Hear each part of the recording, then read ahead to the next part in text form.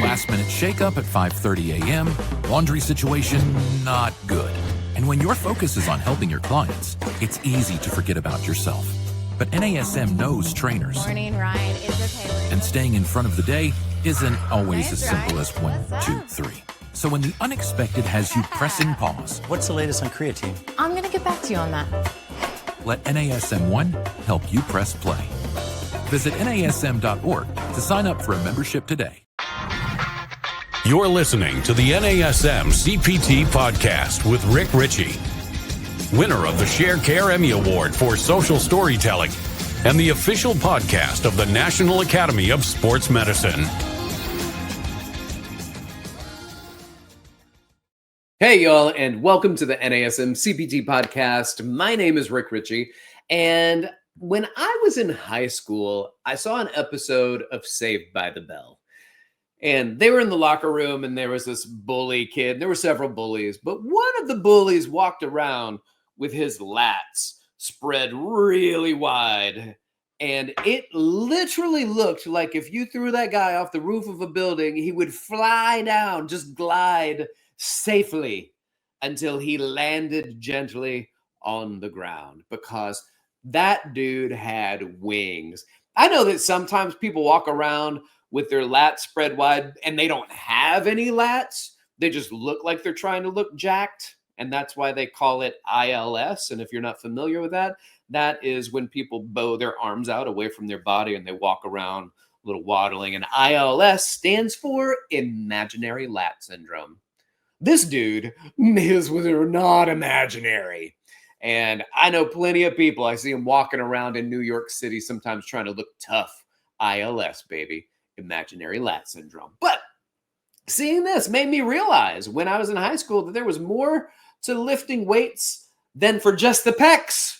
And I thought, let's explore the lats. And so I'd like to explore the lats with you. But before we get started, let me just say, like, subscribe, share with your fitness friends and family, and leave a review. 5-star if you don't mind. Thanks for listening. Let's get into the etymology of the lats. Now, the word latissimus dorsi, Latin, latissimus means broadest, broad or wide. Dorsi comes from the Latin dorsum, which means back. So what it means is it is the broadest or widest muscle in the back, especially that dude's. So by the pair of the muscles, when you look at them, we just call them the lats. That's just how they are known. We also have attachment. So remember, we talk about sometimes the old terminology, origin and insertion. The origin we now refer to as the proximal attachment, and the insertion is known as the distal attachment. So the proximal and distal attachment. So let's get to it.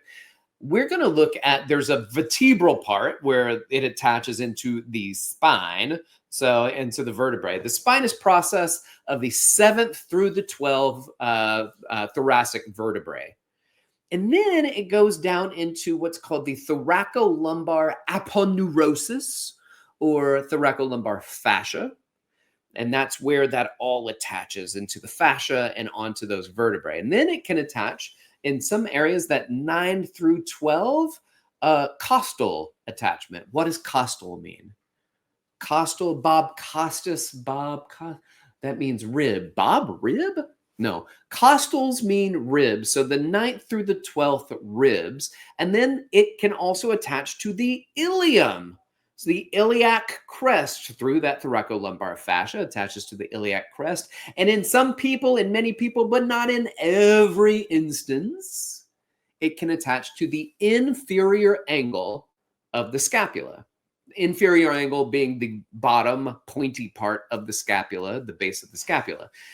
And so it can attach there. And then it moves on. It moves on into the distal attachment. And the distal attachment, this is interesting. So the lats can maybe clip the edge, the bottom edge, the inferior angle of the scapula. And then it basically goes under the armpit and it goes around to the anterior medial portion of the humerus. So anterior being front, medial being medial. So the anterior medial, the front medial, and it is the very proximal part of the humerus. And there is a little area there called the bicipital groove, but that's only because that's the groove that the biceps goes to. So you take the biceps tendon out of there. It's called the intertubercle groove or the intertubercle sulcus. You don't use that language with me. So intertubercle groove.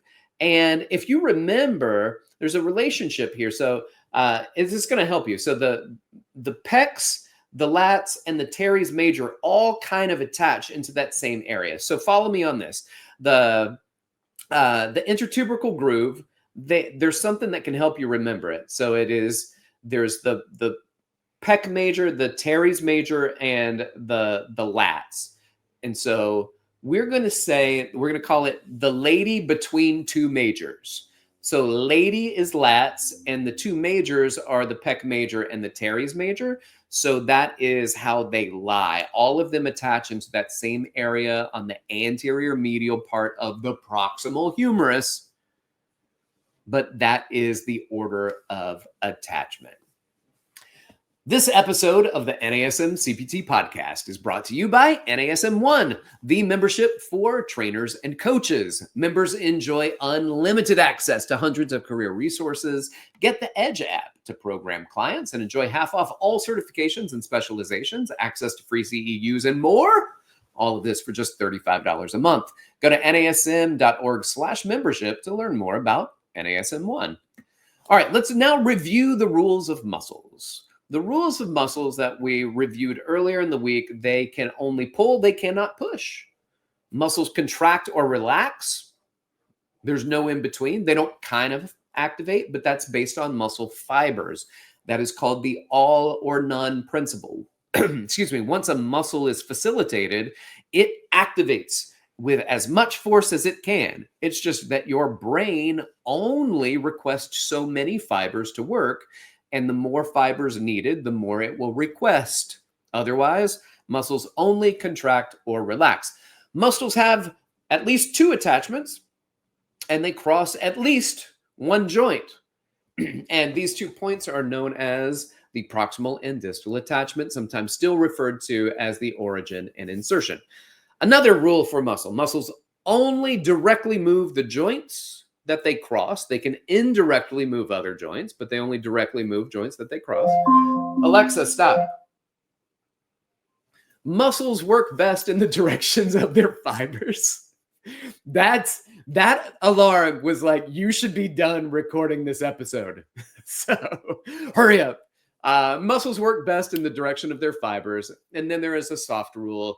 The insertion generally moves towards the origin, but that's not always the case. An example would be like pull-ups, where the origin, the body is moving closer to the arm instead of the arm moving closer to the body. So let's talk about this joint. Now, the joint that is being crossed here is the glenohumeral joint. So my lats move across the joint where the humerus and the glenoid fossa as part of the scapula connect. And there are several joint actions that happen there. The number one joint action that we tend to think about when it comes to this is if we're doing a lat pull down. And it's easier to see lat pull down versus if we're doing rows.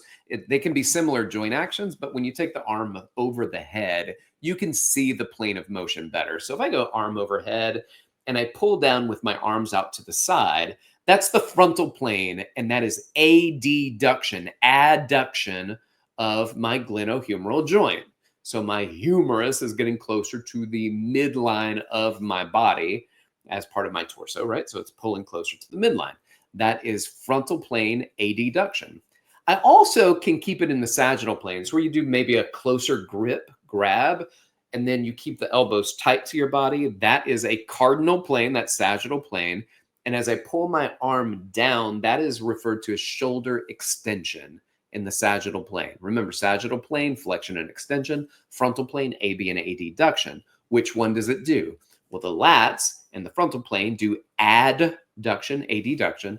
The lats in the front, in the sagittal plane don't do flexion, they do shoulder extension. Now, here's the interesting one. Remember when I said it clips in most people, but not everyone, the inferior angle of the scapula. And if not, it just keeps going through under the armpit and attaches to the anterior medial portion of the proximal humerus.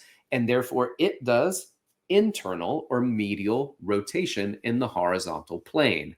So it works in all three planes of motion: extension in the sagittal plane, adduction in the frontal plane, and internal or medial rotation in the transverse horizontal plane. Well, what are some exercises here? So lat pull downs, I think, are a great exercise. I can do a sagittal plane pull down, shoulder extension. I can do a frontal plane pull down, shoulder or glenohumeral adduction.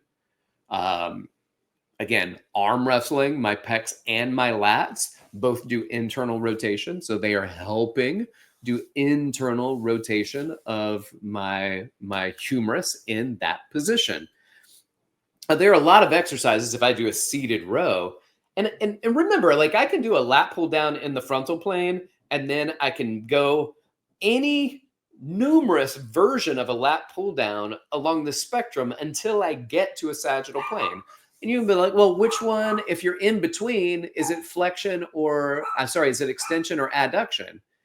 It's hard to say because you're not in a plane of motion. You're between planes of motion. And that's why it's not, we speak in cardinal planes, but it's not as easy as that, because if I'm 45 degrees between my sagittal plane line or my mid-sagittal line and my frontal line, I'm 45 degrees in between. Is it extension or is it adduction? That there's no clear answer to that, and either answer is correct. Neither answer is wrong, right? But we start to identify it based on planes of motion, and it helps us identify movement a little bit better. So those are some of the exercises that go along with it. Now I can do a row, and as I row back, I can keep my arm in tight to my body. So I'm moving in the sagittal plane, that's shoulder extension. And I can keep going elbows away from the body. I abduct in the frontal plane away from the body. But at some point, as my elbow starts to get in line with the shoulder, I lose my lats, and it becomes almost exclusively rear delts. That's why it's a rear delt row or a rear delt fly, because the lats don't actually contribute that much in the horizontal plane unless you're doing what? Internal or medial rotation. All right, I hope that helps. It gives you a little idea as we continue to explore the lats. So, excuse me, thanks for listening. Like, subscribe, share with your fitness friends and family, and for goodness sakes, leave a review. It's really helpful. You want to reach out to me and give me some ideas of what you would like to hear. If you're not going to do it leaving a review, you can at least email me. Hit me up. You can do so on email, rick.richey@nasm.org, or you can DM me on Instagram, dr.rickrichey. Shout out to my producer, Eric Sorensen, who puts all of this together and makes it all make sense. And thanks to you. Y'all keep inspiring people to fitness. This has been the NASM-CPT Podcast.